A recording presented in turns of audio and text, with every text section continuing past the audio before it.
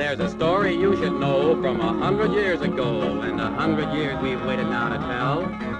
Now the Yankees come along, and they'll listen to this song, and they'll quake in fear to hear this rebel yell. And they'll quake in fear to hear this rebel yell. Yeah! Oh, the South's gonna rise again. Yeah! Oh, the South's gonna rise again. Let me ask an important question. Is it possible to have a good horror movie without gore? I know this is a controversial question because it raises even more questions, such as what separates a horror movie from a suspense film? Psycho, which is considered one of the best horror movies of all time, would be classified as suspense by today's standards. Which is strange because there are, in fact, horror movies that have no gore and yet are still scary. Paranorman, classified as a kids movie, but oozes every element of a classic ghost story and does it without gore. Hell, even Disney has a few horror movies. Yes, Disney has a couple horror movies. Not Touchstone, but Disney itself. I make these points because today the concept of a scary movie is gone. Yes, atmosphere and special effects have gotten better, but when your atmospheric horror movie is laced with jump scares and gore for the sake of gore, it stops being scary. Have you ever seen the movie Summer School? It was a comedy that had some great special effects.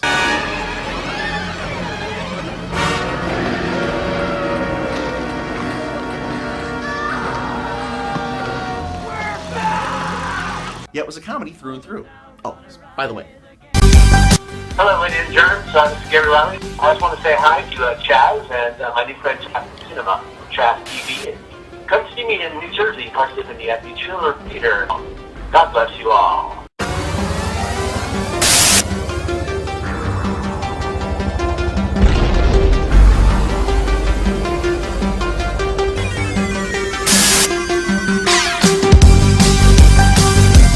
Then there's the opposite side of the coin. The most disturbing movies of all time. These movies are meant to stay with you long afterwards, and to their credit, they achieve it. The catch, a good chunk of the most disturbing movies of all time aren't classified as horror. They're dramas. I did say that it raises more questions. Trust me, I'm getting to a point. The modern horror movie owes a huge debt to Herschel Gordon Lewis, who passed away last week. Most people would only know him from this. The Wizard of Gore? That is Herschel Gordon Lewis. He's the ultimate master of horror. Please. Dario Argento is so the ultimate master of horror. Argento? He's all right, but Lewis is completely demented. Okay, we're talking about buckets of goo. I mean, there's red corn syrup all over the place. There's fake brains coming out the yin-yang. Quite frankly, this looks a little stupid. But he earned the title of Godfather of Gore. See, until the 1960s, horror movies were devoid of color. When a character died, it wasn't showcased. With the availability of Technicolor, Lewis changed horror by adding buckets upon buckets of fake blood. One of his most memorable movies was 2000 Maniacs. You're all invited to a centennial celebration. What they were celebrating wasn't important, and it sounded like a heap of fun until 2,000 maniacs, crazed for carnage, started bathing an entire town in pulsing human blood. A movie about a small southern town that lures unsuspecting Yankees and then proceeds to murder them as part of a celebration. I mentioned this movie a year ago when the distributor pulled it due to the Confederate flag debacle. You'll see the most diabolical device. That movie was awesome and impossible to get that damn song out of your head. So it would be no surprise that in 2005 there would be a reimagining called 2001 Maniacs, which was produced by Eli Roth. He's really got to stop being on my show. I thought by now Uwe Boll would have at least made one appearance. My message is, fuck yourself. So Roth's last movie is Knock Knock, which was released a few weeks after Green Inferno's developmental hell. It's also a remake of a 1977 exploitation flick, Death Game. So here's the plot. Our main character, played by Keanu Reeves, Evan, is left home alone for the weekend to work. he gets a knock on the door where he meets two attractive women caught in the rain at the wrong home. Being a good person, he opens his door to them and offers to help. If you want, you can come in and use my phone. They then seduce him and then torment him throughout the film. You've been a very bad boy, Evan. Look what I found. That's my daughter's. You take that off. You like how it fits me, Daddy? Forcing him to engage in more sex, which is recorded and then uploaded and posted online. You've never heard of this song? But she caught me on the counter. Wasn't me. Saw me banging on the sofa. Wasn't me. I even had her in the shower. Wasn't me. She even caught me on camera. Wasn't me. She saw the marks on my shoulder. Wasn't me. Heard the words that I told her. Wasn't me. Heard the screams getting louder. Wasn't me. She stayed until it was over. His wife's artwork is defaced, his home is vandalized, Colleen Camp from Death Game is chased away, an assistant is murdered, and his dog is stolen. You can't steal Keanu's dog! We all know how that's gonna end! I wish I could recommend this movie. There was a good idea, in the vein of Funny Games, a decent home invasion thriller, yet Roth is trying to make another most disturbing movie, and this one doesn't come close. You're 1 for 3. Please, just stop it. Why doesn't this movie work? Well, because Keanu Reeves is miscast.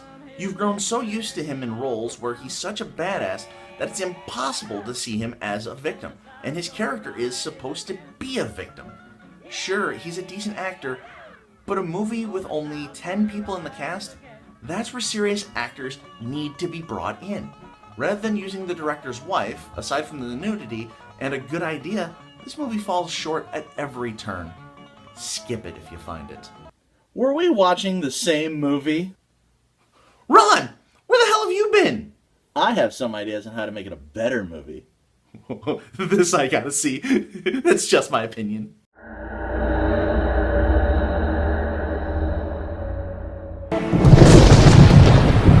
I'm so sorry to bother you, sir, but my phone got wet and she left hers at her house. So only your clothes are wet? Surprise! Bad boy. Your family are victims of your perverted behavior. Define perverted. I'm a very bad boy. We have to punish you. Let's not move on a spanking. I want to play hide and seek. And I want to play hide the salami. 30 seconds. You leave the house, I shoot. 10 seconds, and I shoot regardless.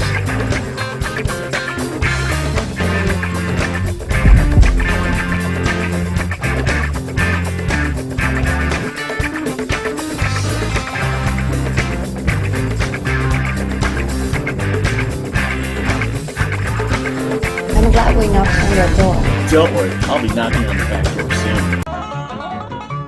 Stonewall took a gun and he made the Yankees run, but he took a fatal bullet in the chest. As he fell down dead, old Stonewall said, I'm a-giving you a dying man's request. I'm a-giving you a dying man's request. Yeah!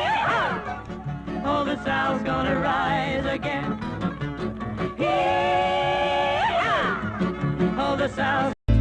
Please meet the crew of Trash TV. Chaz Klimchek wrote the Book of Love, then promptly gave it to Casanova.